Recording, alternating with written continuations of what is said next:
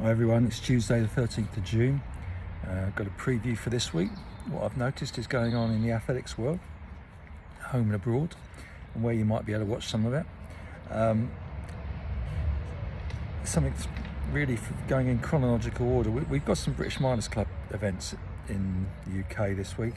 We've got one at Trafford tonight, on Tuesday night, up near Manchester. We've got Alex Bell going in the 800 metres there, in the women's 800 metres, so that should be good. Conditions look good. In fact, most people are now saying it's probably too hot, but there you go, not for 800, for the longer distances.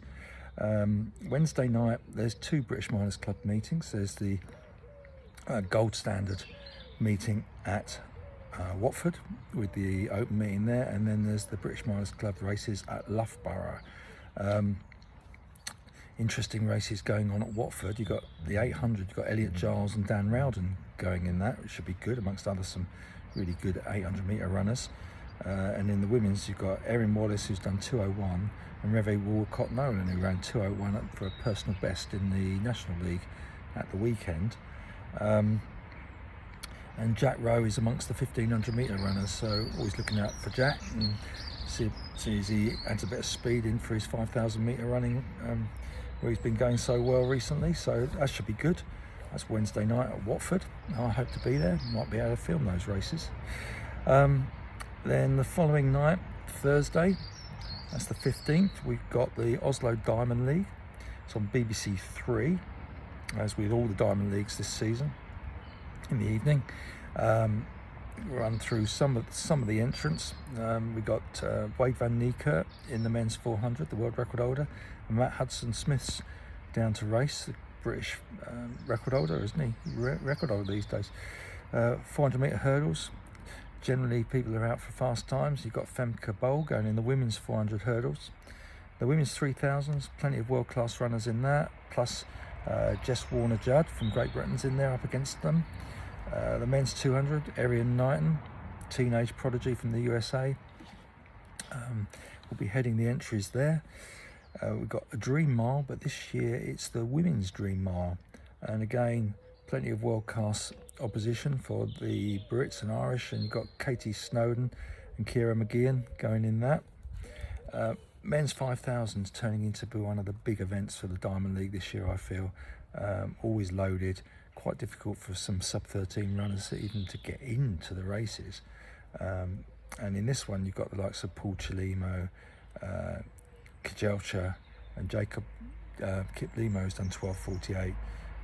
And again, Luis Grijalva and others in there. So expect another hot 5000 metres going on. The women's 100, from the British point of view, very, very interesting. You've got Daryl Neatat against Dina Asher-Smith, and they're up against Sharika Jackson and Marie Jose Talou, who's been on really good sub 10:8 form this year. The men's 400 metres hurdles sees Carsten Warmhold come out in his home country to compete. Looking forward to that, because you're never quite sure how quick he's going to go. So after sure to be training hard all winter, he's now coming out to start up his season with full-blooded version of it anyway. And then the men's 1500, not a Dream Mile this year, it's a 1500. I don't know the ins and outs of why that is, but it's it's Diamond League probably.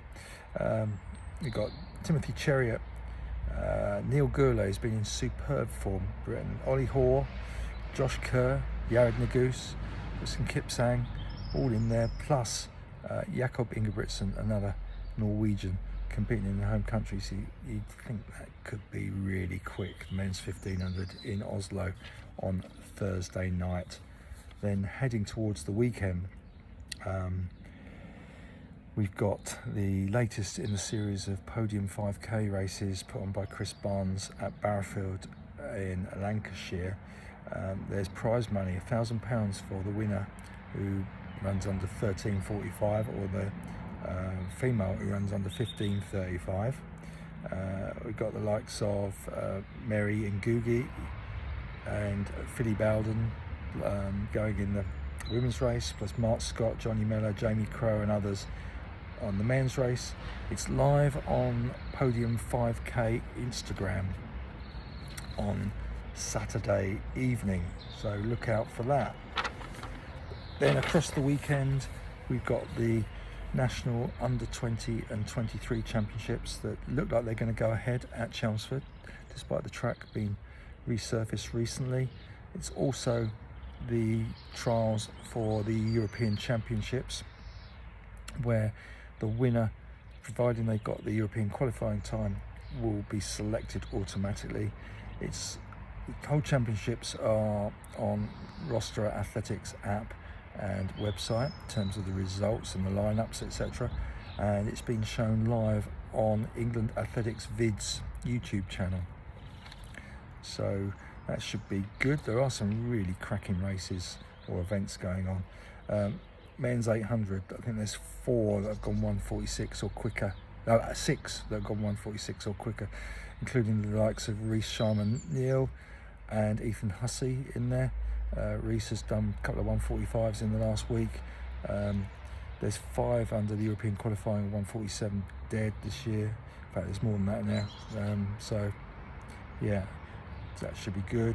On the women's side, the women's 800, the European qualifying is 2:03. I think Steph Driscoll might be the fastest entry at 2:04. Men's 1500, Ethan Hussey's entered for that as well, so maybe he could pick either. He's the only sub 340 athlete who's entered. The European qualifying is 3:39.5. On the women's side, the Brits, Alex Millard and Sarah Calvert are the fastest ones. 4:14 is the European qualifying. And there is an Australian in there who's the quickest in the field. One of those Australian contingent that come over and sometimes allowed to compete in these championships. Won't have a debate on that, the whys and wherefores of that. Yeah, what my view is, but it does happen. Men's 5,000, there's 4 have got the European qualifying time of 13:50 this season. The under 23s, we've got Josh Dickinson, Henry McCluckey and Will Barnicoat all due to race. Race goes off at 12:15, I noticed, so pretty hot conditions potentially on Sunday for that one. And the women's race, got Eloise Walker and Megan Keith, who amongst 4 who have gone under the European qualifying of 16 minutes. They're the fastest 2 in the field on PBs. Then the men's steeplechase, Tom Bridger and Luca Minali head that. They're the 2 that have gone under the 8:50 qualifying time. And the women's time, there's nobody competing who's got the European qualifying time so far at 10:05 this season. But it will surely be a competitive race and somebody might step up there. Interesting, the likes of Matt Stonia, Ben Patterson, Keely Hodgkinson clearly got bigger targets. They're not competing, certainly in these championships. Whether they'd be considered for a team place if they wanted it, yet to be seen. I'm told, or was told at one stage, the total team size might only be 40. So when you consider the number of events and you've got the trials winner with the qualifying time is automatically selected, doesn't leave much room for others. So it's a tough one. If you've got the qualifying time and you finish second or something, no guarantee you're going to get in the British team for the European Under 23 Championships. I'll just pick out a few in the under 20s. 800's got David Race, who's done 147. Abigail Ives has done 159. Bearing in mind the European qualifying time for the under 20s women is 2:06. She's well inside that. Iris Fitzgerald is well inside the 3,000 qualifying, which is 9:30. Yeah, but competitive fields and a lot of stake in all the events. So look forward to seeing some of that. What happens? Bit of drama, I'm sure. Looks like we're going to have very warm conditions all week. Hope that doesn't affect too much. In terms of the athletics, the evening should be good and should be some fast times being recorded. I hope you all have a good week and enjoy your athletics.